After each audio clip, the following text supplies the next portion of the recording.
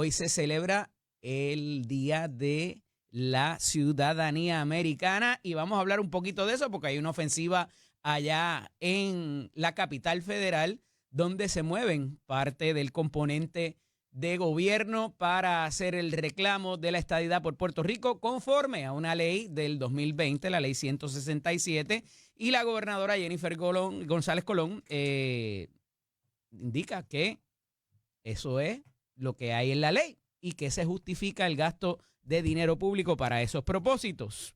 60 días de administración, 49 del comienzo de la sesión legislativa.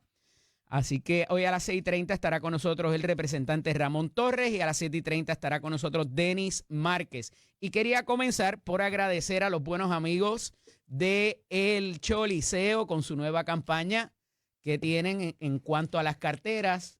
Maripili Rivera, quien ganará la Casa de los Famosos aquí en Telemundo, es la figura principal y son las carteras transparentes para propósito de lo que puede entrar y no puede entrar al Choliseo. Agradecido a la amiga Karen Garnick que nos hizo llegar la cajita con la cartera y también tiene la medida de la otro tipo de cartera que pudiera entrarse al Choli. Así que agradecidos por esa promoción y hacernos partícipe de la misma. Mire, mucho pasando en el fin de semana, pero un poco para empatar lo que tuvimos oportunidad el viernes de discutir, y esto con respecto a lo que es el Instituto de Cultura puertorriqueño, que como saben se les había hecho un requerimiento de información para propósitos de sus gastos particulares y hubo una partida que se discutía muchísimo por propósitos de gastos del director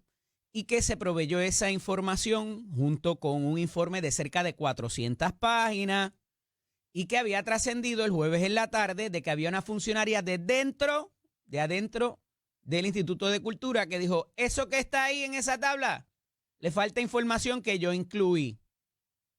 Y comenzó toda una serie de movimientos y manifestaciones por parte del presidente del Senado, Tomás Rivera Chats, a los efectos de que si hubiese algún otro tipo de información en ese informe que no fuera certera o completa, que otros funcionarios se les proveería algún tipo de defensa o algún tipo de inmunidad para propósitos de que proveyesen la información tal cual.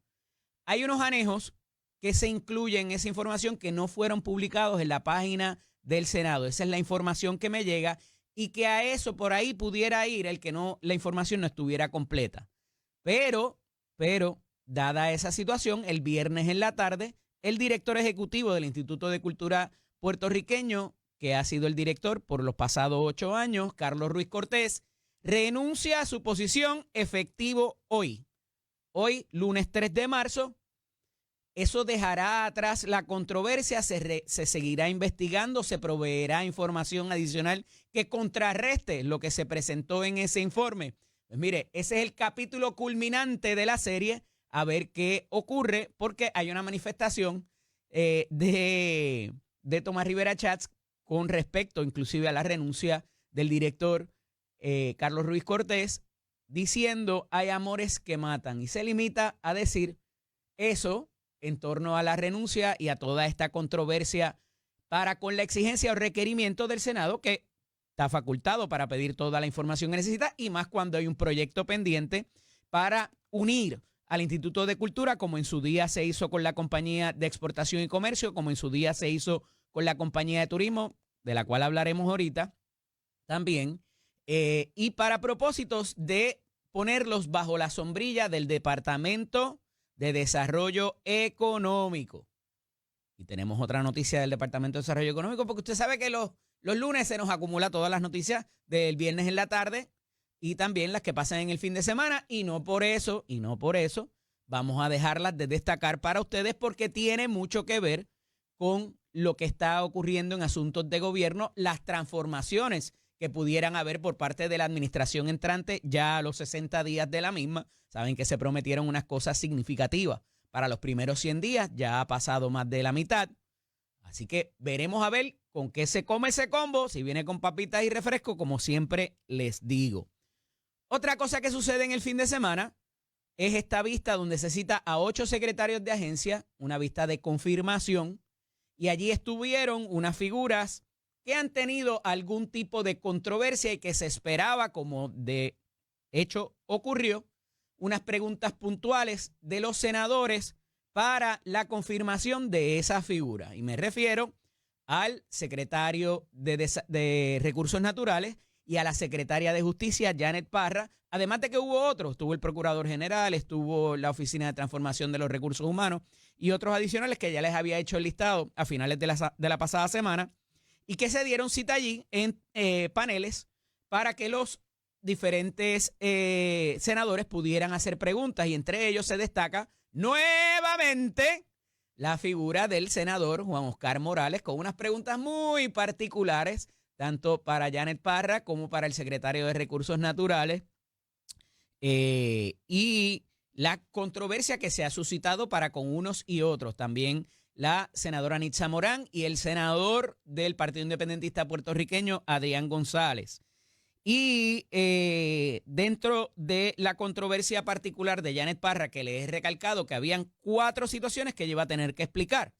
Una de ellas sus posturas para con las terminaciones de embarazo, otra de que los secretarios defendieran el asunto de educar sobre la condición territorial de Puerto Rico, el asunto de cómo ella sale del Departamento de Justicia y el asunto de su descalificación de un caso criminal que fue al más que se le dedicó espacio, tiempo y preguntas dentro de esa vista que ocurre el pasado sábado. Y les decía que, y como han corrido las vistas de confirmación hasta ahora, pues el sábado se hacía la vista, se hacían las preguntas y el lunes se confirmaba. Con el agravante, 2 agravantes en este caso, por lo menos para Janet Parra, de que hoy no hay sesión porque hay un contingente masivo de funcionarios de la Asamblea Legislativa en la capital federal para el asunto de la celebración de la ciudadanía norteamericana para los puertorriqueños, 108 años ya de concedida, y entonces la sesión sería el jueves, pero no se queda ahí. El presidente del Senado también ha dicho que él habrá de consultar y de investigar con funcionarios del Departamento de Justicia y de la policía que tuvieron que ver con ese caso de Tuntún. ¿Recuerdan que Tuntún no aparecía? Y que además de Janet Parra parece haber otros funcionarios en el Departamento de Justicia. Eso era lo que se alegaba y se rumoraba, que en algún momento participaron en la investigación de esta persona que era buscada por las autoridades en un momento dado y que luego, ante la renuncia de Janet Parra, se une a la representación de y quedaba en controversia si verdaderamente ella había participado en esta investigación en el Departamento de Justicia, que fue lo que propendió a que el Tribunal de Instancia y luego el Tribunal Apelativo confirmara la descalificación de ella en el caso por alegadamente haber participado en ambos lados de la ecuación. Eso es lo que se alegaba con respecto a esa descalificación que ocurrió de la licenciada Janet Parra, hoy secretaria del Departamento de Justicia, a cargo de los destinos del mismo por ya casi 2 meses. Y a esos efectos parece que las preguntas que contestó Janet Parra allí no fueron suficientes para el presidente del Senado y que tiene que investigar a otros funcionarios del Departamento de Justicia, no investigar, sino sentarse con ellos y dialogar para ver si la versión que dio Janet Parra fue completa o si fue la correcta. No bastó con Janet Parra estar sentada allí.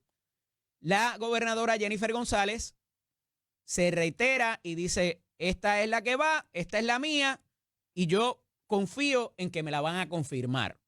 De nuevo, el que Tomás Rivera Schatz decida entrevistar a estas personas que tuvieron que ver en un momento dado en el caso y que la propia Janet Parra ha dicho que tuvo que defender a algunos de ellos para que no se le abrieran investigaciones administrativas, trasciende además a preguntas de Juan Oscar Morales de que ya hay un designado, un licenciado Rivera Siaca, que habrá de ser el segundo al mando en el Departamento de Justicia y que parece hasta hoy que no tendría mucha resistencia a que eso ocurra, a pesar de que en algún momento fue un aliado en ese proceso también tumultuoso de la salida de Janet Parra del Departamento de Justicia por allá por 2021-2022, y las manifestaciones que hizo Janet Parra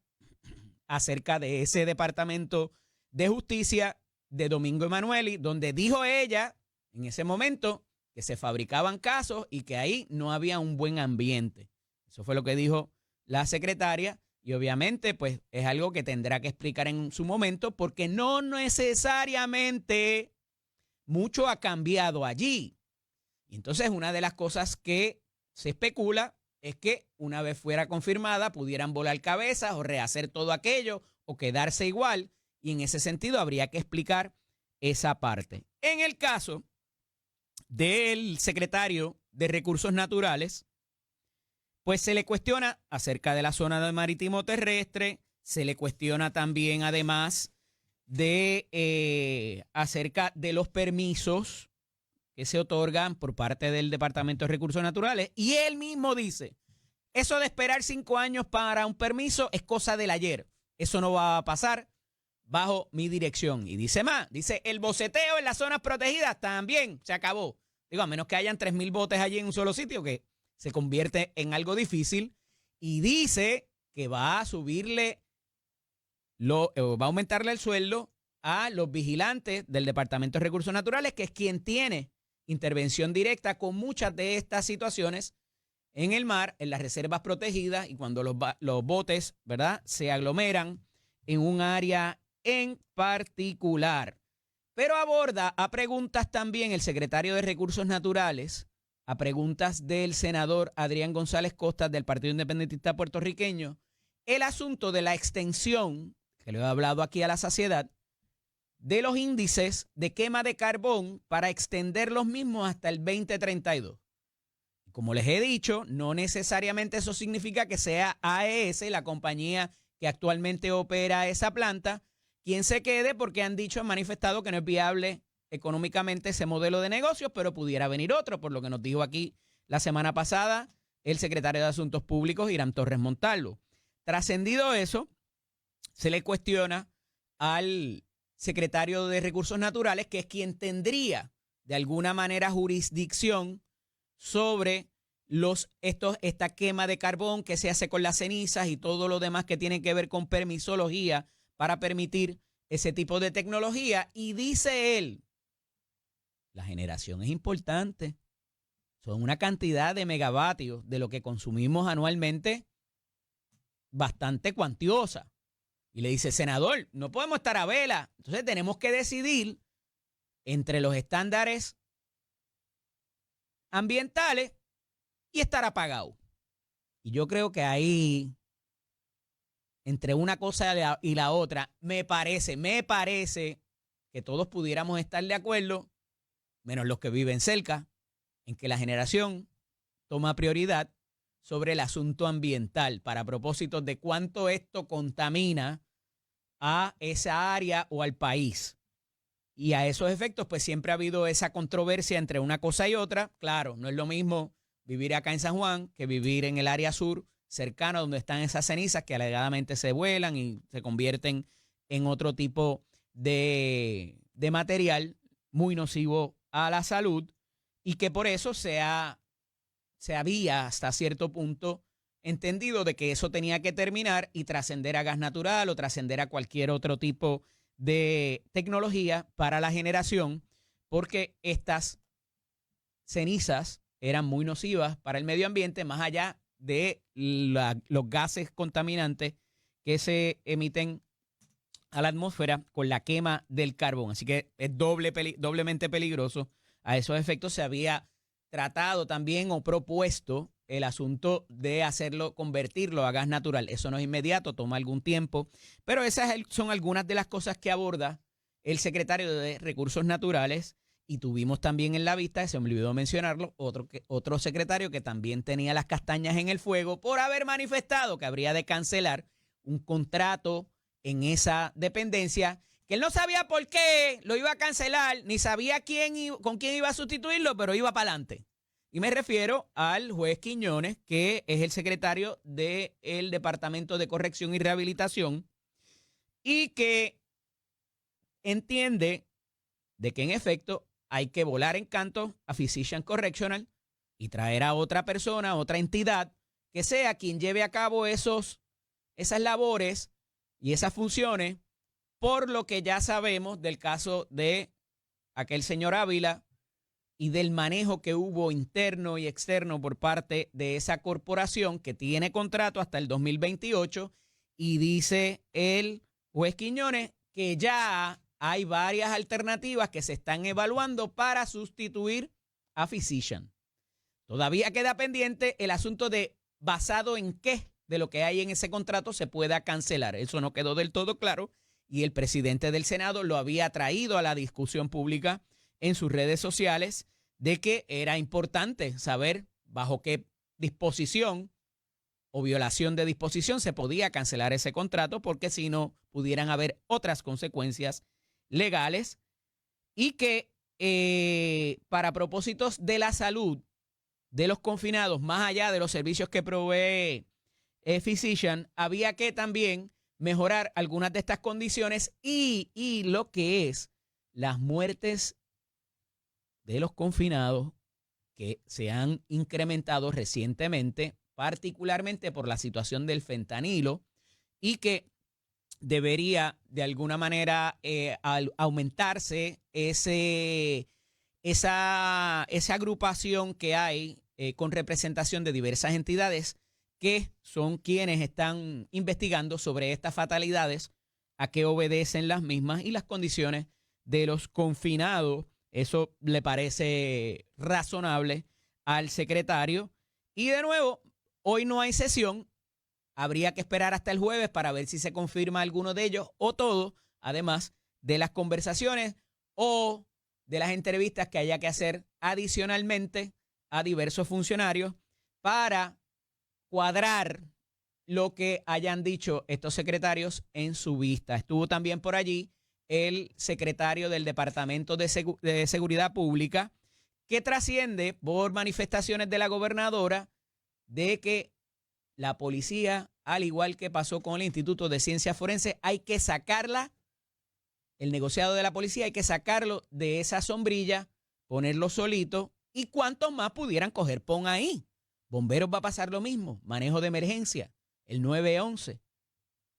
Hay que ver cómo va a quedar eso conformado, porque la realidad fáctica, en la práctica, es que eso no necesariamente ha conseguido los ahorros que en su momento, en su día, se propuso que habría para crear este andamiaje jurídico y que hubiera una sola oficina de finanzas, una sola oficina de administración, de recursos humanos, de legales y de todo lo demás que requiere, ¿verdad?, las agencias públicas o las corporaciones públicas también, para propósitos de su funcionamiento. Eso no sirvió a su propósito. De hecho, lo que hizo fue retrasar, a mi juicio, y por lo que he estudiado, lo que es la reforma de la policía y un dinero que había disponible para eso, que es dinero de nosotros, by the way. Pero bueno, trascendido eso, eso es lo que ha dicho la gobernadora con respecto al negociado de la policía, las transformaciones que deben haber desde ahí, los recursos, tanto para los oficiales existentes, la jubilación, que la gobernadora también trae de que será parte de un proyecto de administración que habrá de presentarse para nutrir finalmente ese fondo de jubilación de los policías y poder conseguir al final del día lo que es el reclutamiento de nuevos efectivos a través de las academias y de todo lo demás que conocemos, para hacer esa oferta atractiva desde el saque, desde que tenemos esos oficiales ahí, y luego mantenerlos, retenerlos, que no se nos vayan para otras jurisdicciones. Y eso es importante para poder no solamente combatir el crimen, sino para las labores administrativas que hace la policía, desde la toma de querella, desde un montón de otras cosas que tiene que hacer ese personal, más allá del personaje que patrulla nuestras carreteras o nuestras comunidades. Así que parece que va a venir proyectos pronto, más allá de lo que son los permisos, la reforma contributiva, el asunto de infraestructura y lo de la energía, que ya hay uno que otro presentado. Así que vamos a ver si cobra velocidad en las próximas semanas lo que es la presentación de los proyectos de la policía y de lo que es la reforma contributiva o de los permisos, que parece que ya hay un componente dentro del Departamento de Desarrollo Económico que ya se está moviendo en esa dirección. Mire, amenaza de brote de sarampión y las dos personas que más conocen sobre lo que es la situación epidemiológica en Puerto Rico hacen un llamado a que se trabaje con los protocolos en las instituciones hospitalarias, y esto porque con tantas otras cosas, con tantas otras como la de la influenza, que sigue cobrando vidas, es necesario el aislamiento y que se diagnostique de manera correcta y apropiada para que no haya una propagación. Empecemos por que tengamos al día las vacunas en cuanto a eso. Y este brote de sarampión no es el sarampión normal que había quizás en los 70, los 60, los 50. Es un brote mucho más fuerte y con otras consecuencias. Y no es para crear miedo, pero es para el manejo efectivo y que no haya una propagación de que nos tengan que cerrar nuevamente por otra razón particular. Así que hacemos el llamado también desde este micrófono y desde esta cámara para seguir las recomendaciones de las dos figuras, doña Iris Cardona, que en un momento dado fue nuestra epidemióloga residente aquí en Nación Z, y que tantas entrevistas sostuvimos para esos propósitos. Otra noticia que ha creado mucho revuelo en el fin de semana, mire, y esto puede titularse de diferentes maneras. Se dice que se eliminan las bonificaciones para Genera PR, que es quien está contratada, es nuestro operador para la generación de la energía en Puerto Rico a través de sus diferentes vertientes, particularmente lo que es el gas natural. Y es que se modifica ese contrato que existe con Genera porque en el contrato original hay unas bonificaciones de acuerdo a la eficiencia que ellos tuvieran, donde iban al negociado de energía y le decían, mira, negociado, todo lo que pude ahorrar, dame mis chavitos que están ahí en las disposiciones de mi contrato. Y esta administración le dice, no, olvídate de esas bonificaciones que pudieran redundar en cerca de $900 millones con la finalidad del contrato. Y le dice, yo te voy a dar 110 millones adelante. Toma, aquí están, regalados. No me reclames más nada. Hay varias escuelas de pensamiento que pudieran acoger esa situación de diversas maneras. No obstante, y recalco, para ellos tanto Luma como Genera reclamar estas bonificaciones, y hay que ver si el contrato de Luma también va a hacer lo mismo. Para ellos en su día reclamar estas bonificaciones hubiesen tenido que ir al negociado y evidenciarle que en efecto habían logrado esas economías en su operación. Y hay un montón de factores dentro de esto. Ahora le dijimos, no me vas a reclamar los 900 millones, pero aquí te regalo 110 millones. Eso es lo que hay en la olla. Sin tener que pasar por el negociado, que se le van a hacer unas transformaciones también legales, hay que decirlo. Y intentar sacar que breguen con facturas y con tarifas, más nada. Eso es lo que hay. Esa es la determinación que toma la administración. Hay algunos que les gusta y otros que no. Cuando regresemos de la pausa, ya está aquí con nosotros el representante Ramón Torres. Parece que no les gusta eso de celebrar la ciudadanía americana. Nos dirá él dentro de unos momentos. Esto es Nación Z con el licenciado Eddie López. Me acompaña como todos los lunes a las 6:30 el representante Ramón Torres del Partido Popular Democrático. Buenos días, Ramón. Bienvenido. Buenos días, Eddie López. ¿Qué está pasando? Saludos. Contento, un lunes más.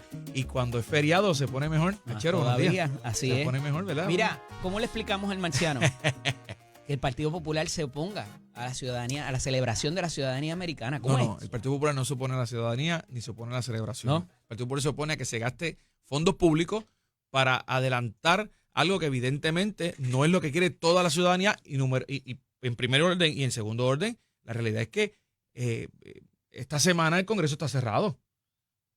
Esta semana no hay congresistas allí, están en receso porque están cada cual en su distrito, ¿verdad? Así que, pues, ciertamente el Partido Nuevo Progresista puede hacer lo que quiera con su dinero, no con el dinero del pueblo de Puerto Rico. Pero hay una ley, de la ley 167 del 2020, que ordena todos los esfuerzos posibles. De hecho, no sé si es la misma que tiene que ver con aquellos delegados por la estadidad también. Pero la gobernadora ha dicho, mira, esto es un mandato de ley, ir allí y educar sobre eso. El planteamiento de ustedes es a quién. Pero te pregunto más allá de eso, el horno está como para galletitas porque el presidente de los Estados Unidos está anunciando que ahora el español, el chino, el portugués, lo que sea, para afuera, lo que hay es el inglés como idioma oficial. Eso se había barajeado en otras instancias en la historia de los Estados Unidos, pero hacerlo ahora, ¿por dónde va eso y dónde dejaría a los hispanoparlantes y al futuro de un estado hispanoparlante? Bueno, eso no significa que no se pueda hablar español en Estados Unidos. Eso lo que significa es que el idioma oficial del gobierno y de los estados va a ser el inglés. Eso, aunque parezca raro para nosotros, la realidad es que en Estados Unidos nunca se había planteado de esa manera. Hay que recordar que en Estados Unidos no solamente se habla español, también se hablan lenguajes indígenas. Hay naciones indígenas. Pero el más que se habla es el español. Pero el más que, por supuesto, el más que se habla después del inglés es el español, el primer idioma. Después eso no habría que oficial. legislarlo, sospecho yo, en vez de hacerlo por decreto. Me parece que sí, pero no como Donald Trump nos tiene acostumbrado que se levante y de momento de la mañana le da por hacer una orden ejecutiva y para no pasarlo por el Congreso, pues hasta que no se emita otra cosa y hasta que los tribunales no digan que es inconstitucional, pues va a estar vigente. El problema ahí es el siguiente, el problema es que... Presidente, le está quitando la prerrogativa legislativa a sus congresistas. Así mismo es, y ciertamente el Congreso pues es quien tiene que hacer eso, ¿verdad? Quien tiene que pasar esa legislación. Pero hemos visto no solamente cómo el presidente Donald Trump está haciendo todo lo posible porque Puerto Rico ni siquiera se acerca a ser Estado. Dijo que Canadá podía ser el Estado 51. Después habló de Groenlandia. Ahora ayer vi un video donde Elon Musk, su asesor principal, le hablaba a Joe Rogan diciendo que bueno, si dejamos que ganaran los demócratas, esto se iba a convertir en un blue country, un blue state, que no es otra cosa que demócrata, y que por ahí venía entonces la estadidad para D.C., la estadidad para Puerto Rico, y eso traería unos congresistas adicionales al Congreso, lo que haría que se perpetuaran los demócratas. Así que vemos que el horno no está para galletitas como mencionaste. Pero igual te tengo que decir que dentro de todos los potenciales territorios para expansión, nosotros en Puerto Rico estaríamos mucho más alineados hacia los Estados Unidos que cualquier otro territorio, sea Canadá, sea Groenlandia, sea lo demás, tendríamos mucha mejor preparación. Sí, para convertirnos en Estado. Por supuesto, tampoco voy a tapar el cielo con la mano. O sea, el camino hacia la estadidad, Washington, D.C. lo tiene más accidentado que... Para la izquierda ni para Dios, para la derecha sí. Para cualquier sitio, por supuesto. D.C. lo tiene mucho más accidentado. ¿Y lo tiene claro el Partido Popular? Por supuesto, pero por ese mismo camino, el Partido Popular reconoce y los puertorriqueños reconocemos que tiene que haber tres cosas. Yo quiero tres cosas. Yo quiero identidad cultural, porque los puertorriqueños somos una cultura totalmente distinta a la de Estados Unidos. Número dos, los tejanos no la han perdido. Bueno, la gente de Luisiana no la ha perdido. Pero tienen sus movimientos de separación también, y California también. Hawái no ha perdido su Hawái, cultura. por supuesto. Pero tenemos que tener también la autonomía fiscal que solamente es garantizable bajo el ELA. Y número dos, la ciudadanía americana, que por más que queramos discutirlo... ¿Los estados no tienen autonomía fiscal? No, bueno, la ley 60. Ramón. No, por supuesto que no. La ley 60, que era la ley 22, con sus sombras y sus luces, es solamente 20, posible 22. Siempre hablamos de la 22 y nos olvidamos de la 20. Pues la 2022, sí. Y tú sabes por qué lo digo. Sí, porque la 22 todo el mundo habla, esos inversionistas malos que vienen aquí a comprarnos y a subirnos los precios de las propiedades. Pero la 20, que es toda esa gente, o algunos de ellos que la critican, que exportan servicios, ahí la ley 60 no es mala. No, pero yo no estoy criticándola, yo no he sido de los que la critican. Yo creo que es un buen instrumento de desarrollo económico. Lo que quiero decir es que si mañana somos Estado, Dios no lo quiera, si mañana fuéramos Estado, esos ¿pero decretos... ¿por qué Dios no lo quiera? Porque yo no creo en la estadidad. Yo creo en el Estado Libre Asociado. Hay que hacer unos arreglos, pero creo en el Estado Libre Asociado. Bueno, como elemento transicional, pero la transición de Lela iba para la estadidad, bueno, no para la independencia, Ramón. No, tampoco creo en la independencia. Y el ELA es un estado transitorio, no era para quedarse toda la vida así. Pero precisamente por eso es que hay que hacer unos arreglos, hay que hacer una redefinición de lo que hacia dónde vamos, pero mantenernos con esas tres cosas que mencioné. Sí, y por aquellos que tengan dudas, yo creo que debemos ir hacia la estadidad. Ese es mi pensar. Es una transición hacia la estadidad. Pero no podemos tampoco matar la transición, que ha sido mi posición de toda la vida. O sea, no puedo rechazar el hamburger que tengo ahora porque me quiero comer el tomahawk después. El tomahawk es chévere y viene por ahí, vamos encaminados hacia eso. Pero no me escupas y me patees el hamburger que tengo aquí ahora con el ELA, ni me le quites tampoco, que es lo que ha pasado. Le han quitado las herramientas de desarrollo económico para convertirnos en pobres y que de rodillas vayamos a pedir la estadidad. Para matar lo que tenemos, para matar lo que tenemos dirigido a otra cosa que no tenemos en el momento. Claro. Oye, y lejos, y exceptuando el hecho de que seamos estado en algún momento, yo estoy de acuerdo con todo lo que acabas de decir. ¿En términos de? En términos de lo que tenemos en el momento es el Estado Libre Asociado, que hay que hacer un proceso de transición, que hay que hacer una cambio hacia la estadidad en algún momento. Bueno, lo que pasa es que me parece a mí que eso, lo que pasa es que me parece a mí que eso no es una decisión que debemos tomarla una sola persona y mucho menos un grupo de personas dentro de lo que sería la legislatura de nosotros o el propio gobierno. Eso hay que tomarlo en conjunto todo el país. Ramón, 60 días de la administración desde que juramentó Jennifer González, 49 desde que comenzó la sesión legislativa. Y los cuerpos parece que ahora van a tomar un poquito más de velocidad. Los nombramientos se están llevando en bonche. Hubo unas vistas en el pasado fin de semana donde se cuestionó a varios de los secretarios designados esperando confirmación. No necesariamente van a ser confirmados hoy. ¿Por dónde va la conformación de política pública y las cabezas de los departamentos, a tu juicio, quizás comparado con otras, sea justo o no, comparado con otras administraciones? Bueno, la Cámara de Representantes recesó hasta la semana que viene. Esta semana no hay sesión. No hay sesión ninguna. No, porque están todos por allá, por Washington. El Senado sesiona el jueves. El Senado sesiona el jueves. Yo no sé si hoy sesiona, aunque hoy es feriado, ¿verdad? Pero se podría ser. Entiendo que no. No estoy seguro. Me comuniqué en el fin de semana con varios de los senadores y me dicen que no. Que ese calendario no lo conozco, pero nosotros no sesionamos hasta la semana que viene. Lo único que se ha aprobado en materia de política pública fue el 261. El que se aprobó el jueves, que yo le voté en contra, el del carbón. Emisiones del carbón. Del carbón. En materia de eso es lo único que se ha aprobado, los otros han sido resoluciones. Me parece que ha estado un tanto lento, por llamarlo de cierta manera. O sea, las comisiones ni siquiera yo tengo comisiones que ni siquiera me han citado para hacer nada. Así que pues esperemos que coja velocidad ahora. Son 60 días. La dieta. No pagan dieta. Dímelo de nuevo, por ahí favor. No hay dieta. gente que todavía piensa que se pagan celulares, carros. No solamente eso, no pagan dieta, el carro me lo pago yo, el celular lo sigo pagando yo, sigue siendo el mismo, así el que tenía. Y no es porque tú te lo impusiste, es porque es así por ley. Exacto, el que tenía mi celular de antes, ese sigue siendo el mismo. Mira, es el mismo de que yo trabajaba allá en Ponce. ¿Qué otra cosa? Nada, el salario ya. Los 73,000 pesos, sucio. Sí, exactamente. Que no es un mal salario. No es un mal salario. Que está a menos de $10. Por supuesto que no es un mal salario, pero cuando uno, ¿verdad? Cumple con todas las responsabilidades que hay que cumplir, pues ciertamente no sobra tanto como antes. Mira, el asunto de que fue la comitilla de la semana pasada del mal llamado barrilito, de acuerdo a lo que es por ley el Fondo de Mejoras Municipales. Tú eres por acumulación. ¿Tú sabías que dentro de esa enmienda habían $50,000 también para los representantes y senadores por acumulación disponibles? ¿O no te lo habían comunicado?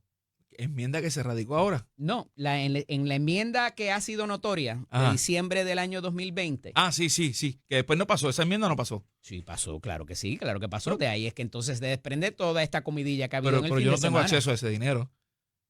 Pues entérate. Que lo tienes disponible. De todas maneras, yo no tendría acceso yo voluntariamente no tendría acceso a ese dinero, yo solo permitiría que lo tuvieran los de distrito. Ese fondo no hay que demonizarlo totalmente. Gracias. Lo que hay que demonizar es el proceso en el cual se aporta. ¿Que lo maneja quién? Que lo maneja la autoridad de tierra. Gracias. Yo creo que hay que devolverlo a lo que era antes, que era por resoluciones conjuntas, en donde todos votábamos. O en el presupuesto. O en el presupuesto, por supuesto. Porque el presupuesto pasa por quién. ¿Quién es el supervisor del presupuesto? Bueno, GPL, la gobernadora. Antes de eso. Bueno, la Cámara, sí, la Cámara y el Senado. La Junta de Control Fiscal, sí. Pero lo que quería Y decir... cuidado con asignaciones que hayan dentro de ese presupuesto y que se están queriendo demonizar también mediante el Fondo de Mejoras Municipales. Y hay que tener en cuenta que este fondo le ayuda a aquella persona que no tiene los chavitos para los espejuelos, los chavitos para los audífonos, que tienen problemas auditivos. O sea, que hay que tener mucho cuidado.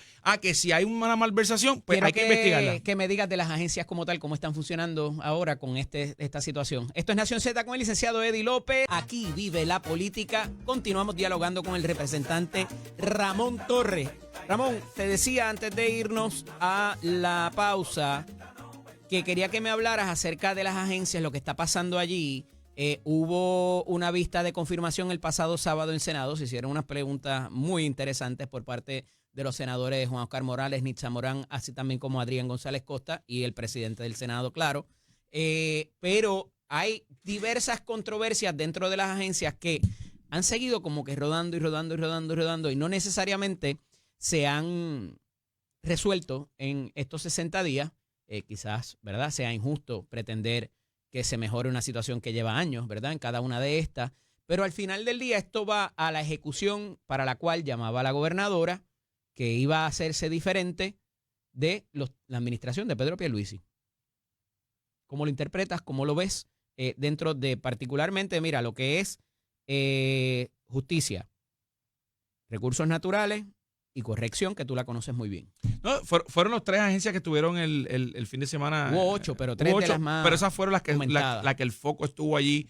En materia de justicia, yo creo que la pregunta más importante fue la que hizo el presidente del Senado cuando habló sobre el proceso de calificación. Sí, y el proceso si hay una transición de una salida de un gobernador, ¿verdad? Con lo que pasó con Wanda Vázquez y con Ricardo Rosselló, si ella estaba dispuesta a asumir la gobernación. Fue directo, el presidente fue directo. Yo creo que eso depende de las circunstancias y que, ¿verdad?, por supuesto, y no sabe hasta que le toque y tenga que ejecutarlo. Por eso es que menciono eso, porque traer esa pregunta es too many if, decían en la escuela de Derecho, ¿verdad? De acuerdo. Demasiadas situaciones especulativas. Pero me parece a mí que de esta semana no va a pasar que esos 3 nombramientos bajen a la consideración. Yo creo que justicia y corrección va a ser confirmada. No estoy tan seguro de recursos naturales. Tampoco voy a emitir un comentario valorativo sobre lo que yo pienso, porque eso no va a mi consideración. Yo tengo respeto por el cuerpo del Senado, que son legisladores como yo. Pero en materia del que yo sí voto, que es la secretaria de la Gobernación, estamos en espera de la documentación y ciertamente pues tenemos hasta el 30 de junio. Eso es lo que mandata la Constitución. Claro, siempre puede ser retirado y vuelto a nominar, pero no me voy a meter en esa específico. Pero a lo que voy es, mientras toda esta discusión se da, Ramón, ciertamente las agencias tienen que seguir trabajando. Entonces, ¿cómo quizás esta situación se da y cuál es el pienso de los lifers, ¿verdad?, de la gente que trabaja allí, los puestos de carrera y todo lo demás, cuando ha habido ya 60 días para adelante y para atrás de mira, lo van a colgar, la van a confirmar, ¿verdad? Y toda esta situación deja también quizás en un limbo a esas agencias que están esperando decir, mira, pues por aquí es que vamos, va a ser el jefe o la jefa, no sé si me equivoco. Sí, y en materia de lo que estamos hablando, que tiene que ver con la seguridad del país, justicia, tiene que ver con todo. Eso tiene que ver con la materia criminal, la materia civil, la seguridad del país. Yo creo que cobra más notoriedad que inclusive otras agencias, porque al final del día, ¿qué quiere el país? Quiere seguridad, quiere certeza de que cuando sucede algo ilegal, pues lo procesen. Y aunque el diseño constitucional permite que haya un proceso donde sí tiene la autoridad la Secretaría de Justicia para mantener ese gobierno, esa agencia, tienes razón, si no se confirma, pues evidentemente los detractores que haya allá dentro de ella pueden estar haciendo cualquier cosa para que no sea confirmada. Ya. Más allá de esto, se habla allí mismo de sacar a la policía, al negociado de la policía, de la sombrilla del DCP. Allí estaba el secretario del DCP y otra de las cosas que se trae es otro proyecto para nutrir el fondo de la policía. Y esa situación la hemos hablado en bastantes ocasiones, pero ¿por dónde va el pienso de la delegación del Partido Popular en ese sentido? y también, obviamente, la consideración de lo que pueda causar esto en estas alturas del juego. Mira, la delegación del Partido Popular ya radicó un proyecto de ley, que me Ajá. escapa el número ahora mismo, para eliminar el DCP, no para sacar la policía. Ok. Yo estoy de acuerdo en sacar la policía del DCP, pero no solamente sacarle y dejando el DCP. Por eso, porque dejas bomberos, dejas Claro, manejo de emergencia, hay que dejas el 911. eliminarlo. Para que tenga una idea la gente que nos escucha, el Departamento de Seguridad Pública consume $62 millones entre nómina y gastos administrativos. El NIE está allá adentro todavía, ¿verdad? También está ahí dentro todavía. Ok. Así que eliminando el DCP Es el NIE, hoy, no el NIE, por si acaso. El NIE. El NIE es otra cosa. Ajá. eliminando, para un día feriado está... Bueno, Eliminando, volvemos al tema, eliminando el DCP hoy, mañana le podemos inyectar a cualquiera de esas agencias, de esas 5 o 6 agencias, 62 millones. 42 en nómina, 40 en nómina, 22 en gastos administrativos.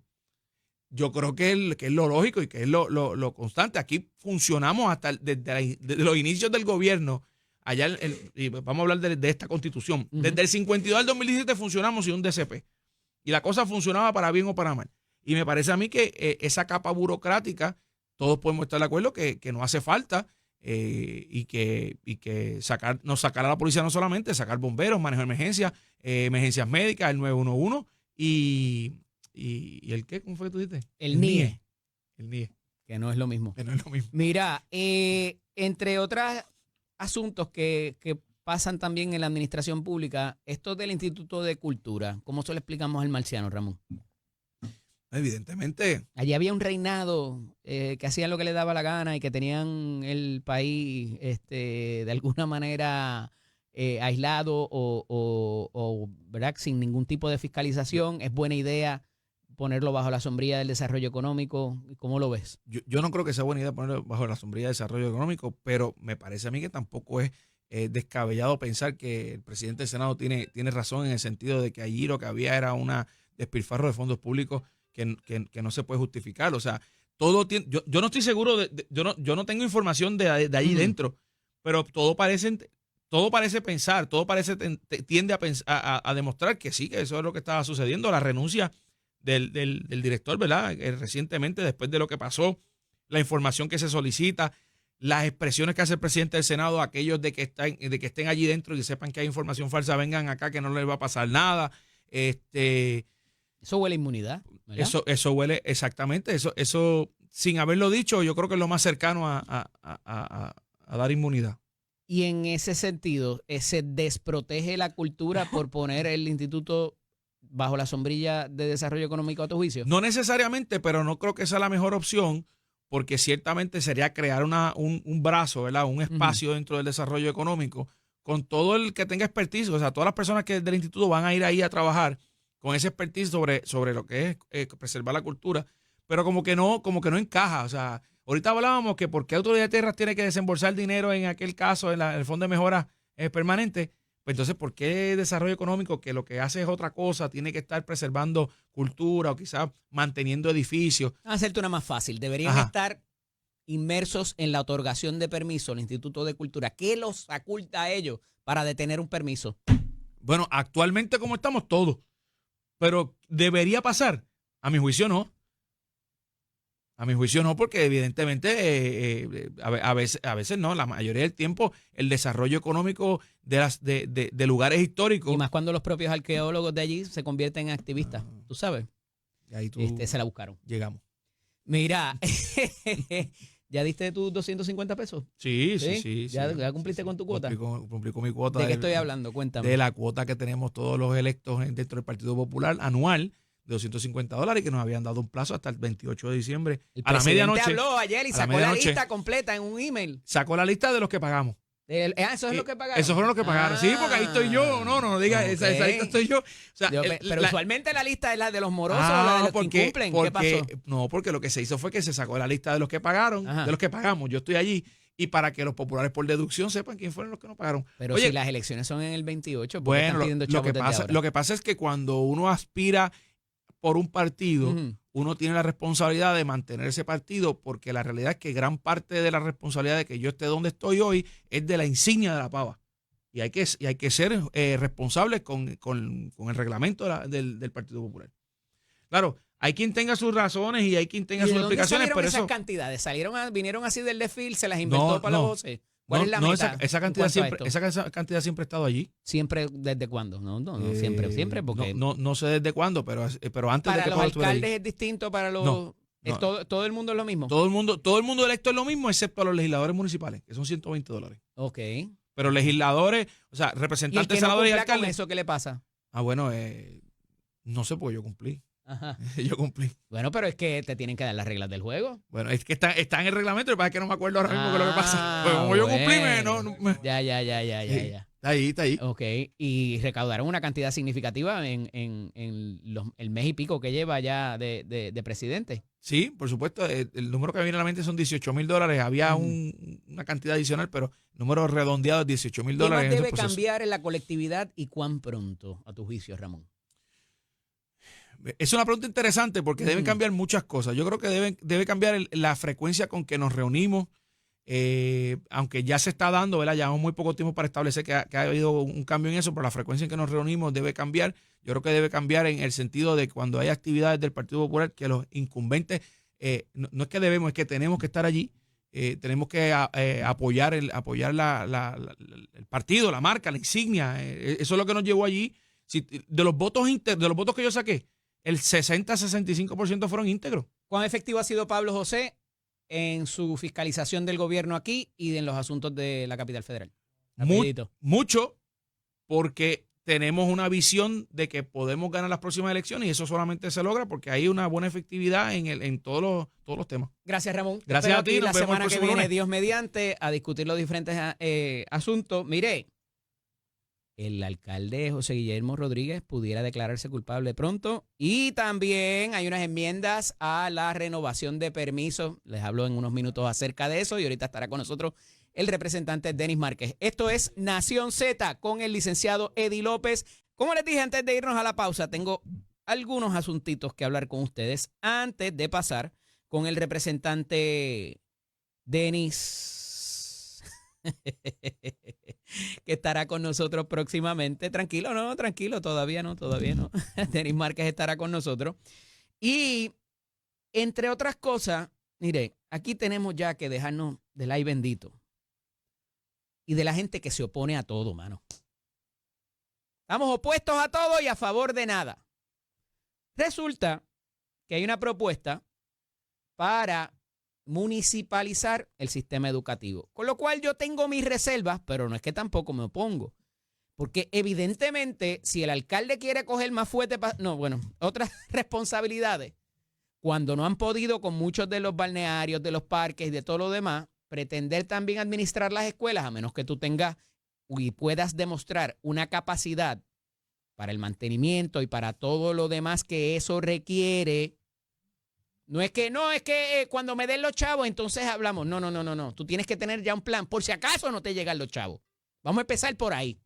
Entonces, en ese sentido, ya salieron los gremios magisteriales. Los gremios, no los maestros, son los representantes quizá de los maestros.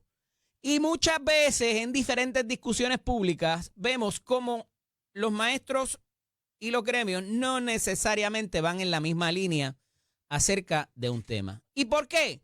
Porque no necesariamente lo que le conviene a la unión le conviene al maestro de línea. Chavito, tiene que ver con los chavitos. Porque si ese empleado se te municipaliza, no necesariamente va a tener que estar adscrito a la unión. Y si se me van para allá, los pierdo de mi matrícula y de mi cuota. Es que entonces si se van a hacer empleados municipales, van a estar adscritos al vaivén político y a tener que recogerle chavos al alcalde y participar en las actividades de este. Quizá. Pero a lo mejor tienen mejores condiciones y mejores beneficios que lo que tienen en el sistema del Departamento de Educación. ¿Por qué no traen los dos lados de esa ecuación a la discusión? y simple y sencillamente dice, eso es privatización, eso es politización del sistema de educación. No sé. Ejemplos hay de más. Aquí en San Juan nada más hay unas cuantas que las administra el alcalde Miguel Romero y de los tiempos de Yulín y de Santini. ¿Dónde está el otro lado de esa denuncia que hacen de las condiciones de ese maestro en esa discusión? De esos maestros que trabajan para el sistema municipal. Y aquí no es el único, en Aguadilla hay, en otros municipios también existe. Yo no sé si vaya a ser mejor para el maestro, pero yo creo que antes de hablar de que eso es privatización y que de eso es politización del sistema de enseñanza, deberíamos presentar las condiciones de esos maestros que ya están bajo esas reglas en el ambiente municipal. Y como les digo, no es que esté ciegamente diciendo que esto es bueno, porque hay unos retos para esos alcaldes y alcaldesas que tienen que sacarle sus recursos mínimamente para adelantar que pasen ciertas cosas. Entonces, dado eso, vamos a presentarlo y a discutir los planteamientos no con uno solo lado de la moneda. Entonces, oponernos por oponernos o oponernos porque vamos a perder matrícula y vamos a perder cuota, cuidado ahí. La gente no es tonta. Los maestros se hablan entre sí. Así que cuidado en ese sentido. Eso es lo único que les levanto. Entre otras notas, después del alcalde de Ponce llegar a un acuerdo para declararse culpable y pagar una multa, parece que pudiera correr la misma suerte el exalcalde de Mayagüez, José Guillermo Rodríguez y Rodríguez. Es tanto así que después de la última determinación del Tribunal Supremo, donde se barajeaba si había elementos para desestimar su acusación y que en la segunda reconsideración le dijeron, no hay break, esto continúa. Después de que eso ocurre, sabemos que en vez de proseguir señalamiento de la vista para el juicio, ahora hasta abril se pospone porque parece haber un acuerdo de culpabilidad adelantado y que hay que finiquitar los detalles como se anunció en un momento el del alcalde de Ponce, o el exalcalde de Ponce más bien, para propósitos de evitar tener que ir a juicio, tener que desfilar toda la prueba, tener que traer testigos y obtener una sentencia más severa que quizás la que se negocie. ¿Qué implicaría esa sentencia en el caso del alcalde de Mayagüez? Que más allá del préstamo que cogiera el alcalde de Ponce alegadamente, ¿verdad? O que admitió haber tomado y utilizado recursos municipales para pagarlo, para repagarlo. Y ya no es alegado porque él admitió culpa. Que fue la culpa en la supervisión de los empleados. No lo sé. Atrás quedó ese esquema. Pero en el caso del esquema que se le imputa al alcalde, al exalcalde, José Guillermo Rodríguez Rodríguez, es uno más complicado y de mucho más dinero. Que el dinero nunca se perdió porque se devolvió. Pero en un momento dado sí pudo haber estado en riesgo. Y se utilizó para otros propósitos que no necesariamente era el que el legislador había dispuesto para su uso. Eso está ahí en blanco y negro. Que hay que probarlo en el juicio. Perfecto. Pero el dinero era para el centro de trama y se utilizó para una empresa municipal que tenía que ver con riesgo en instrumentos negociables, entiéndase la bolsa de valores. Eso nadie lo ha negado de que haya sido así. Pero esa es la que hay. Y le dieron, me parece que hasta el 9 de abril, hasta el 2 de abril, para conciliar y concretar los detalles de ese acuerdo. ¿Qué va a pasar? ¿Esto será una táctica para lograr posponer aún más el juicio? No lo sé.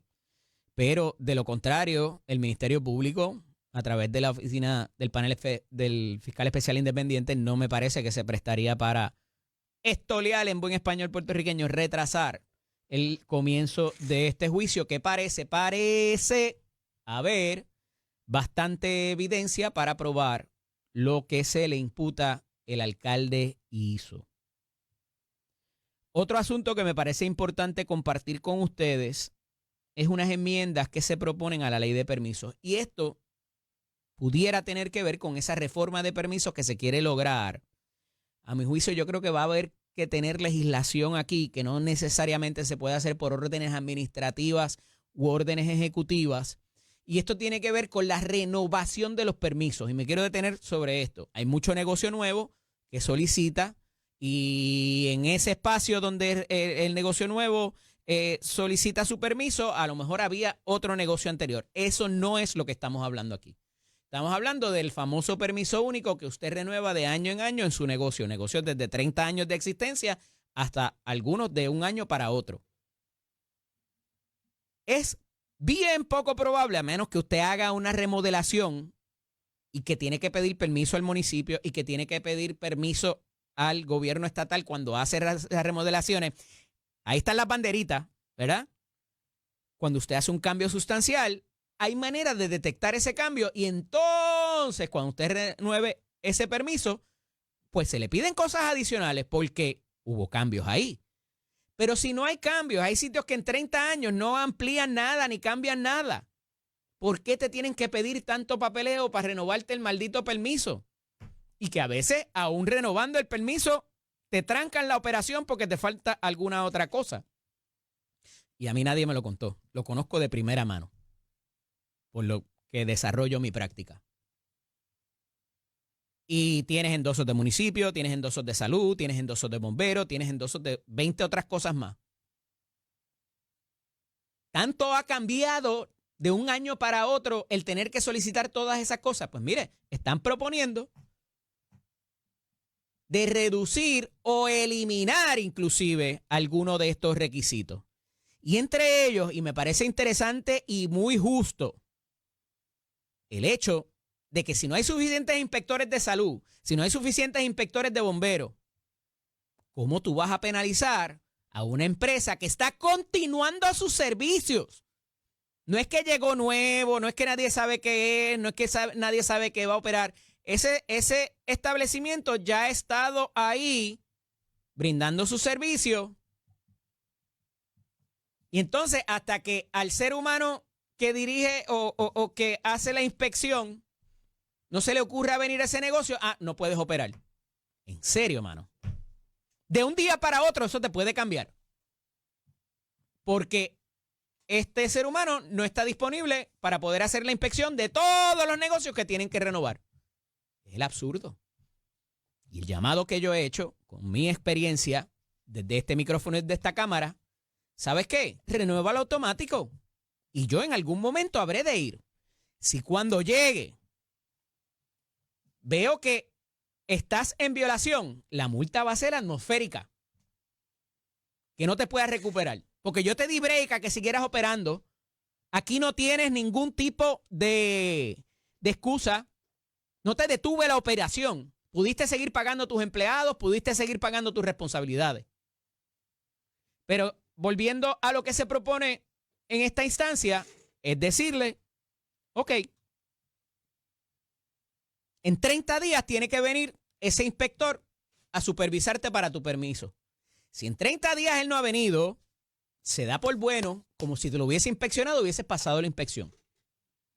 Porque de nuevo, no puedes penalizar al empresario o al individuo inclusive por una insuficiencia en la capacidad, una inhabilidad del Estado en supervisar lo que tiene que supervisar. Porque eso es lo que dice la ley. Y al igual que cuando cambia la ley, las agencias tienen que hacer lo suyo, inclusive la redacción y la puesta en vigor de reglamento, porque a veces no lo hacen, o por más que han sido diligentes, no lo pueden hacer, y de momento llaman al legislador y le dicen, mira, legislador, me diste 6 meses, necesito un mes más. Eso pasa, y ponen en suspenso el reglamento y la habilitación de la ley. Eso pasó con los plásticos, como recordarán. Eso pasó con la ley de tablilla única, que lleva desde el 2015 que es ley y no se ha podido implementar. Porque el maldito reglamento no está listo. Porque hay una gente que no quieren que cambien los procesos ahí, de cómo se hacen, pero nada. Vuelvo a los permisos. La realidad es que hay muchas cosas que se pueden hacer y las agencias se tienen que adaptar a ello. Porque para eso hubo un trámite en la Asamblea Legislativa cuando cambió esa ley y es los legisladores quien le dan el mandato a ese secretario de agencia. Y si no está de acuerdo o si no lo sabía, cuando llega el proyecto y se le da publicidad, llame a Fortaleza y dígale a la gobernadora, mire, nosotros no tenemos la capacidad para hacer eso. ¡Ojo! No tenemos el personal, no tenemos los recursos para hacer ese reglamento, para poner eso en vigor, para cambiar la cosa en la ventanilla. Pero por no buscarse la candela política con los legisladores, el secretario o secretaria de agencia o director o directora de corporación pública, chitón. Y que explote por donde explote. Después, cuando recibas la llamada del legislador o de la legisladora molesta o molesto porque no se ha implementado la iniciativa que él propuso y que se aprobó en la ley, mejor pedir perdón que pedir permiso. Entonces le explicamos al legislador, no, es que no he podido hacer eso porque no tengo recursos, no tengo el personal. Es que encontramos que esto no es viable en la práctica. Pasa todos los días. Y ahí va el legislador y enmienda la ley. ¿Y por qué esto es importante? Porque más allá de esa dinámica que muchas veces desconocemos que se da entre las agencias y el legislativo, o entre las agencias, el legislativo y el ejecutivo a nivel de Fortaleza, lo impacta a usted, que se levanta todas las mañanas a trabajar y va a la agencia de gobierno a hacer un trámite que no es que usted quiera hacerlo, es que se lo mandata para su operación, para que puedan funcionar, porque si no, no los dejan operar. Y que esas dinámicas que usted desconoce, cuando llega a esa ventanilla a solicitar un servicio, ahí es que se encuentra con ella y se encoleriza con la agencia, con el legislador, con quien sea que se le haya ocurrido. Entonces, toda esta dinámica. Nadie llega a los puestos a hacer daño. Nadie llega a hacerle la vida más difícil a usted todos los días. Lo que pasa, y lo que recalco y recalcaré por el resto de la vida, en mis 22 años de experiencia de cómo funciona la Asamblea Legislativa, cómo se adapta las agencias del Ejecutivo, es esa desconexión, muchas veces de propósito, donde el trámite legislativo está para eso, para traer a la agencia y dime si esto lo puedo hacer, este cambio en política lo puedo hacer, si el trámite es viable en la práctica. Y una cosa es cómo funciona la cosa en la práctica y una cosa como el legislador la pensó y la plasmó en un pedazo de papel. Y si esa desconexión no se suple dentro del proceso legislativo, de las vistas, de las ponencias, de la discusión que existe inclusive en las cámaras cuando se va a votar por un proyecto, pues esas cosas pasan después en la práctica y es lo que lo afecta a usted que me está escuchando ahora mismo a las 7:16 de este lunes 3 de marzo del 2025. Y que provoca entonces frustración y tiene inevitable e ineludiblemente un resultado electoral, porque al final del día, esta es la administración de quien nos gobierna y si bien votamos por los legisladores, el que coge el cantazo es el gobernador o gobernadora de turno. Porque esta es la política pública de su administración. Y si bien los legisladores no necesariamente son sellos de goma de ese gobernador o gobernadora, porque también tienen sus iniciativas. Y a veces esas iniciativas no van acorde con la idea o la visión que tiene el gobernador o gobernadora de turno. Todo esto, mire, no se discute, no lo va a ver, pero se da. Este intercambio de opiniones entre ejecutivo y legislativo se da. Y no todo el tiempo lo vamos a ver porque no necesariamente están de acuerdo. Que se trabajan y se concilian posiciones. Perfecto, pero al final del día le impacta su vida diaria en el hacer de todo, desde el pago de sus utilidades hasta la renovación de los permisos, hasta muchas otras cosas que hacemos para nuestros carros, nuestras casas, todo lo demás nos impacta. Y es importante que cuando salen iniciativas como esta, no es que salgamos a apoyarlas como focas, a aplaudir, pero que cuando veamos esa discusión, digamos, oye, pero que esto puede pasar. Y si algo adelantado el presidente del Senado es proveer las vías y las alternativas para que no necesariamente sean las agencias, inclusive la ciudadanía pueda levantar planteamientos y ponencias para los diferentes proyectos de ley que la Asamblea Legislativa revisa a diario en las sesiones. Y un mecanismo para que usted diga, mira, a mí me pasó esto y cuidado con hacer esta otra cosa porque se puede complicar aún más. Y hay alternativas porque por eso es que se llaman vistas públicas. Porque más allá de que las ponencias sean de las uniones, de los grupos que representan a los empleados, de las mismas agencias o de cualquier otro grupo de interés que pudiese haber de las diferentes industrias, para que usted pueda ir allí y participar y se puede sentar, puede pedir un turno. Hay que hacerlo de acuerdo con las reglas. Y no necesariamente porque usted no vaya allí, presente una ponencia y lo escuchen. Esa es la única alternativa que hay. Se pueden presentar comentarios por escrito. Es un requisito que eso se haga y que se abra no solamente a todos estos grupos que usted ve allí repitiéndose en una y otra instancia, sino que también se le dé la participación a la ciudadanía para que presente sus diferentes posiciones en cuanto a esto al final del día. Mire, les dije que tenía otro temita, este era el del desarrollo económico, pero tengo este tema de la compañía de turismo. Y es que como recordarán, y con esto de los asuntos de alquiler a corto plazo, se ha traído una y otra vez a hacer el inventario de los dueños de estas plataformas o de los dueños de las propiedades y la responsabilidad que tienen para con el Estado a través de lo que se conoce como el canon o la cantidad del impuesto de habitación por noche. No estamos hablando que eso es que lo tienen que pagar antes, o sea, esto obedece a cada vez que alguien se queda en su hospedería o en su propiedad que está en estas plataformas de alquiler a corto plazo, usted tiene que separar esa cantidad y enviarla por ley a la compañía de turismo. Y más que nada, eso es lo que compone el presupuesto de la compañía de turismo. Esto es una obligación después de que la gente se queda. De nuevo, es un dinero que ya usted percibió, que lo tiene al lado de acá, pero no se puede virar y gastarlo. Porque usted se acogió a las reglas. Si usted quería montar una hospedería o tener un short-term rental, un alquiler a corto plazo a través de cualquiera de las plataformas que existe, de hecho, muchas de las plataformas ya lo cobran automático y lo remiten directamente. Pero hay hospederías que no necesariamente tienen esa operación. No son todas. Pero usted sabe cuánto le adeudan hospederías y plataformas de alquiler a la compañía de turismo en este impuesto, que ya se lo cobraron.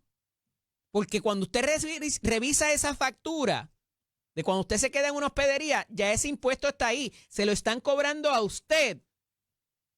Y se han quedado con cerca de 27 millones de dólares que le deben a la compañía de turismo. Alguna de esa cantidad ya es en intereses y penalidades, porque hay gente que hasta 5 años para atrás no ha pagado eso. Y eso es un escándalo. Porque al igual que el que se roba el IBU, y en un momento dado se cerraron negocios por eso, eso está en una línea de la factura que usted le pagó a esa hospedería, o debería estarlo. Y ese dinero no es para quedarse con él o utilizarlo para el pago de luz porque la luz está cara. Por ley hay que remitirlo, hay que reenviárselo a la compañía de turismo.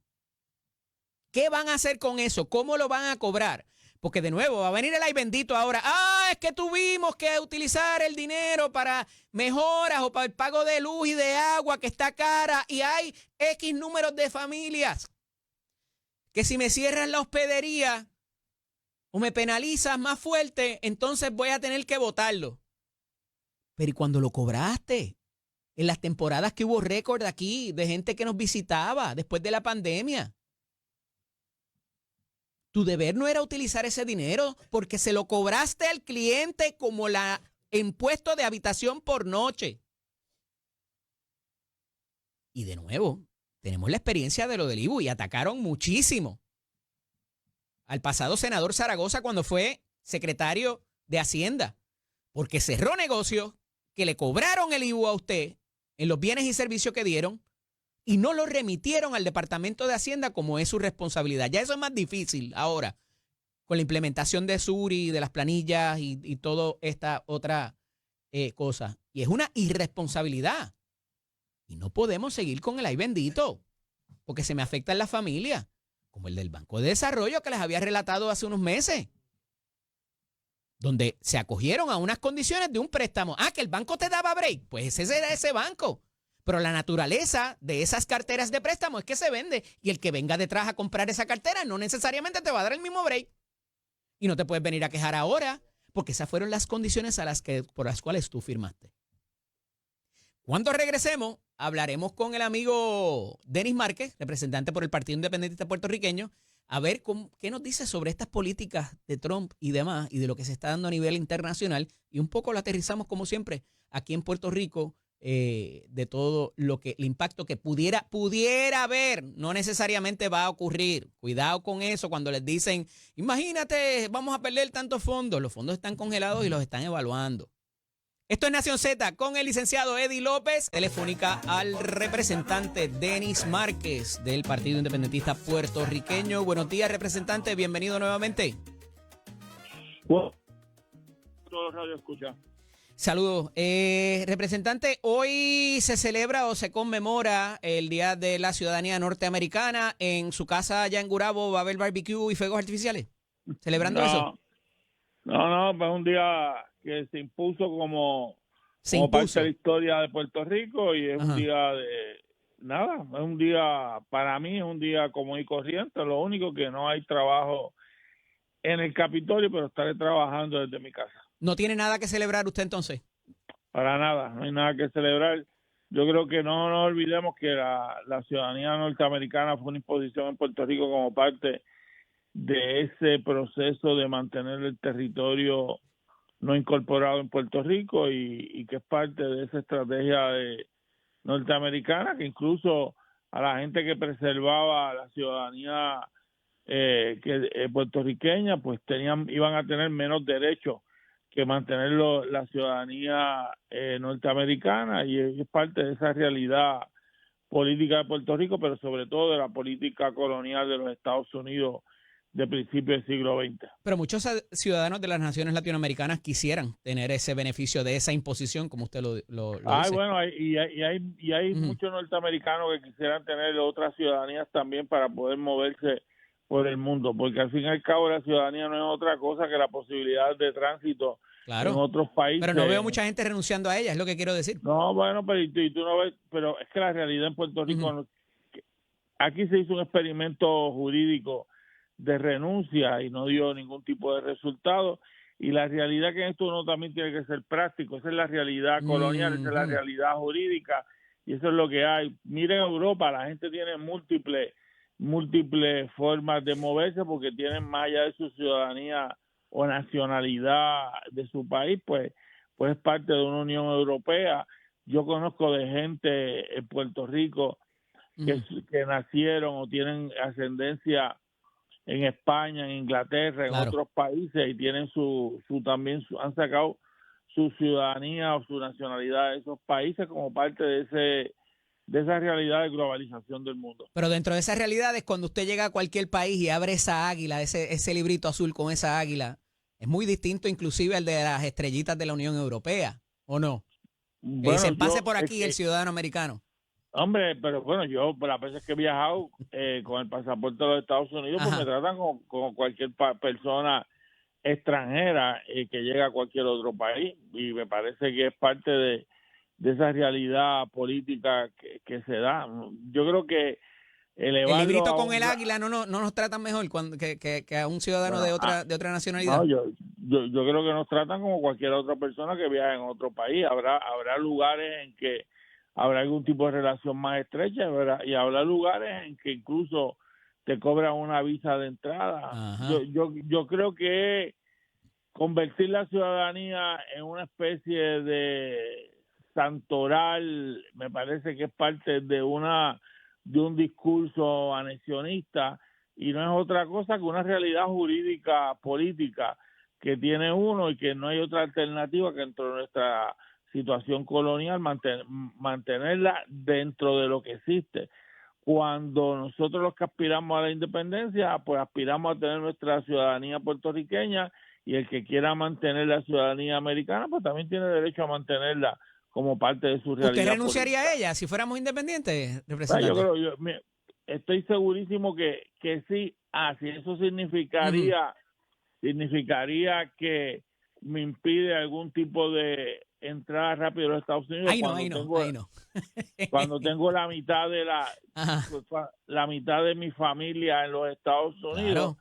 pues entonces son parte de la realidad de los tránsitos, pero yo estoy muy orgulloso de ser puertorriqueño y de que Es que una cosa no tiene que ver con la otra, porque los tejanos están, no, los de claro, Luisiana también, los de no, Hawái, todo el mundo está no, orgulloso y no por eso deja de ser, ¿verdad? no, Se le pero pierde, se le cae un canto. yo creo que los de Luisiana y los de Puerto Rico y Ajá. los de otros, Hawái y no, Texas, vamos.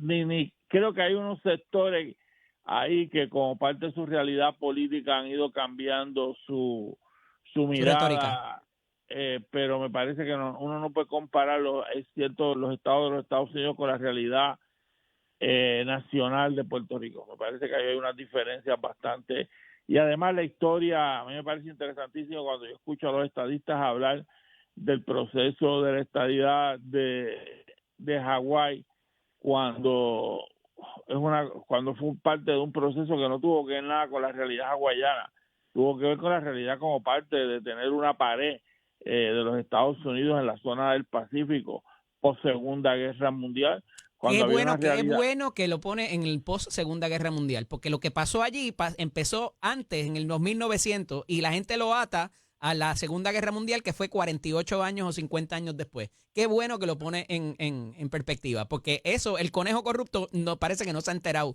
en la canción, pero bueno.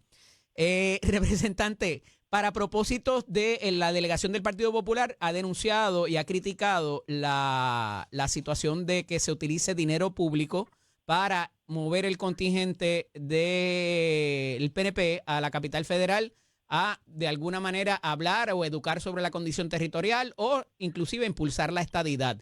¿Qué ha dicho la delegación del PIB? Si algo en cuanto a esto, ¿se unen al reclamo del Partido Popular? Bueno, pues que nosotros hemos denunciado históricamente que lo hagan los PNP y que lo hagan los populares también, que lo han hecho, que han contratado con fondos públicos cabildeos para promover el Estado Libre Asociado, viajaron en cantidades brutales el cuatrienio pasado con fondos públicos desde la Cámara de Representantes para también hacer actos políticos, ni el uno ni el otro. Me parece que el que quiera viajar a Washington al pago de fondos,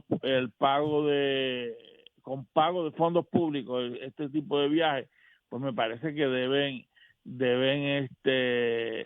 no utilizarlo, y ya veremos los informes si es que han viajado, pues yo no lo tengo en este momento, si representantes, en el caso que me compete a mí, si representantes han viajado utilizando fondos públicos, si es que así lo han hecho, pues entonces veremos a ver qué ponen en sus informes. Representante, hay varias cosas pasando en la capital federal, tengo que pausar, pero cuando regresemos quiero hablar del despido de empleados federales, inclusive en Puerto Rico, el exabrupto que se da en la oficina Oval en el fin de semana y también la situación de Elon Musk, que habla de la estadidad para Puerto Rico y para D.C. Parece que no está muy de acuerdo con eso. Cuando regresemos quiero abordar esos temas. Esto es Nación Z con el licenciado Eddie López. Vamos dialogando con el representante Denis Márquez del Partido Independentista Puertorriqueño. Representante, ¿está por ahí? Sí, estoy por aquí. Le decía antes de irnos a la pausa que consono con el asunto de la ciudadanía se ha traído el asunto de D.C., además de lo que pudiera ser un esfuerzo expansionista bajo las políticas de Donald Trump. Pero en particular lo que tiene que ver con Washington, D.C. y Puerto Rico, parece haber una renuencia manifiesta, no solamente a conversarlo en la Comisión de Asuntos o de Recursos Naturales más bien, sino inclusive como política del presidente de los Estados Unidos. ¿Dónde nos deja esto? para propósitos de lo que queremos ampliar con esta ley 167 del 2020 y denunciar nuestra condición colonial, de cierto modo, ya sea para la independencia o para la estadidad. Pues yo creo que la denuncia, independientemente de quien la haga, hay que continuar haciéndola. Ahora, lo que nosotros hemos señalado, no de ahora, de mucho tiempo, Ajá. es el asunto de que en la medida en que la estadidad siga haciendo este tipo de presentación en los Estados Unidos de manera sola, por decirlo de alguna forma, Sí. de ir en un grupo individual y señalando unos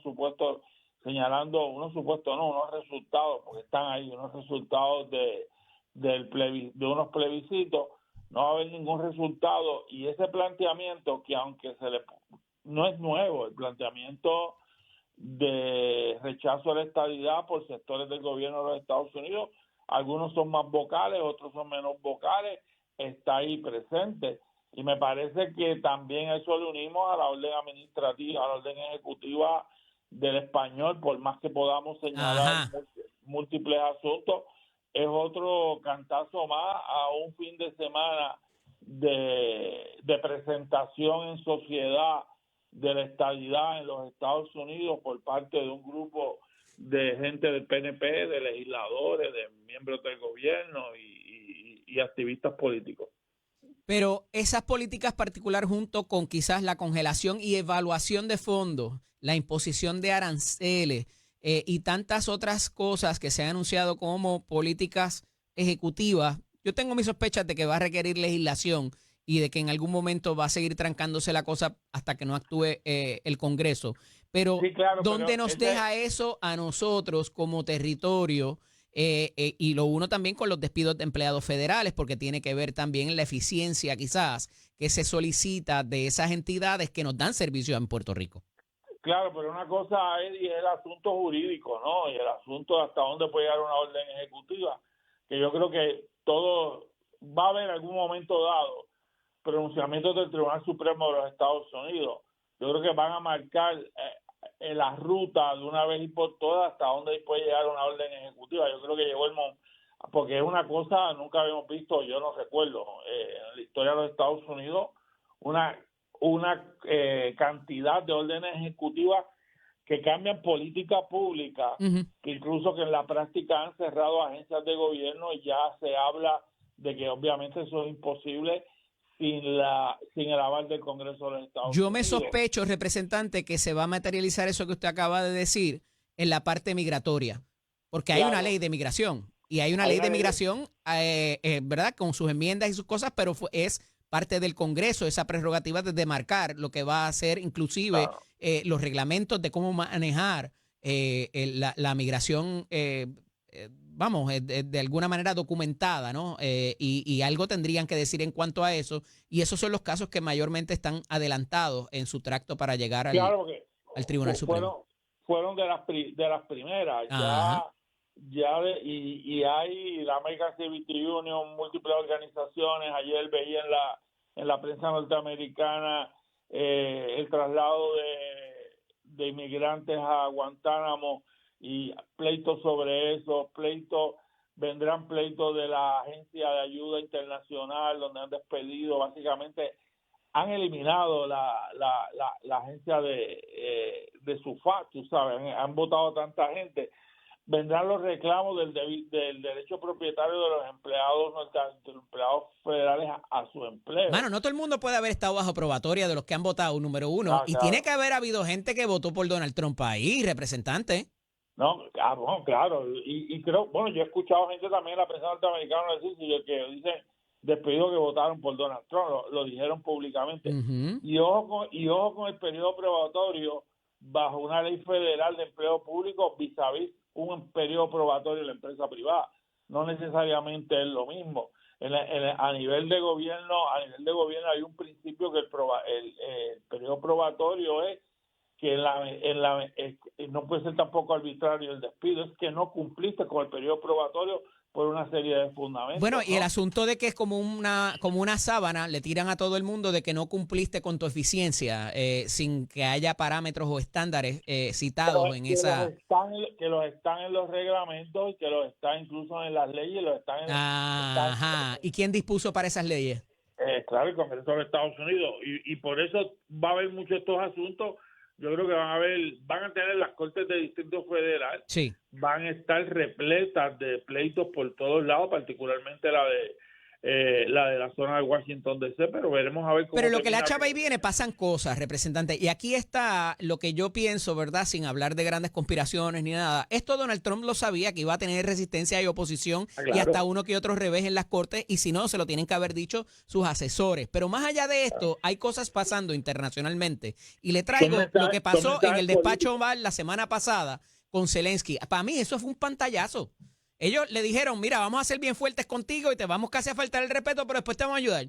Y entonces de ahí te ponen, mira lo bully que fuimos, pero mira lo buenos que podemos ser. Y me parece que es todo una pantomima para afuera, para llegar un efecto de intimidación y hacer que otras cosas y otros países se alineen. Y me refiero a Hamas, me refiero a la Franja de Gaza como tal y al conflicto de Putin con Zelensky. ¿Coincide? Pues yo realmente, yo soy bien honesto en esto, yo tengo una gran lectura Ajá. sobre eso. Leía también en la prensa norteamericana el elemento que si era o no una emboscada que se realizaba, Uh-huh. que les realizaron a este señor. Días después veo a la Unión Europea salir, como en este caso, como siempre, más tarde que nadie, decir que están haciendo su propio plan de paz en la cosa de Ucrania y Rusia, y que por lo tanto ahora, anoche, ya se habla de parte del gobierno de los Estados Unidos de promover un cambio de gobierno, como siempre. Sí, representante, me traiciona el tiempo, pero agradecido que haya estado con nosotros estos minutos. Un abrazo. Claro que sí. Como no, representante Denis Márquez del Partido Independentista Puertorriqueño. Y hemos tratado de cubrir todo lo que ocurrió en el fin de semana, pero hay una que no se me puede pasar. Y es que le han dado otro break a la Junta de Supervisión Fiscal. ¿Ustedes se acuerdan de eso de encabulla, vuelve y tira? Pues van a hacer otra versión del plan de ajuste de la deuda. Tienen hasta el 17 de marzo para ver qué incluyen ahí. ¿Cómo se va a repagar eso? ¿Qué cantidad entienden que pudiera pagarse? ¿En cuánto tiempo? ¿A qué interés? ¿A quiénes sí? ¿A quiénes no? Todo eso va a estar contenido en esa nueva versión del plan de ajuste fiscal de la deuda. Y vamos a ver si van a hablar con la gobernadora, si la van a traer a tener su insumo, porque saben que hubo una queja de que se le obvió de la discusión de la versión del plan anterior, que ya fue rechazada nuevamente por los bonistas. Y a ver qué pudiera haber distinto ahí, que los bonistas acepten, si es que aceptan algo, o si por el contrario, el título 3 de promesa, la alternativa que nos ha mantenido a raya a que esos bonistas nos congelen las cuentas en el tribunal, ¿qué pudiera haber ahí? Recuerden que aquí Luma y Genera son esenciales en la modernización, en lo que puedan decir y los datos que puedan proveer de la modernización y la reconstrucción del sistema, de las plantas y de los cables, los postes y todo lo demás que van a hacer. En los próximos días vamos a tener con nosotros aquí al amigo José Pérez, que es uno de los portavoces de Luma Energy, para hablar cómo va eso, porque están teniendo mucha más presencia por ahí. Y también de si van a acatar lo que FEMA les dijo, de que no pueden usar los empleados de allá. Todo eso lo hablaremos con esta gente de Luma, ¿verdad? Con los portavoces que estarán aquí con nosotros. Antes de irme, les exhorto como siempre a que permanezcan en sintonía de Hoy Día Puerto Rico. Está ya y la amiga Ivonne Orsini, Jackie Fontanes, Jason, Pamela también y Grenda, que no se me puede quedar. Un beso para Grenda, mi buena amiga Grenda Rivera, que comienza dentro de unos minutos cuando termine Nación Z aquí por Telemundo y Z93.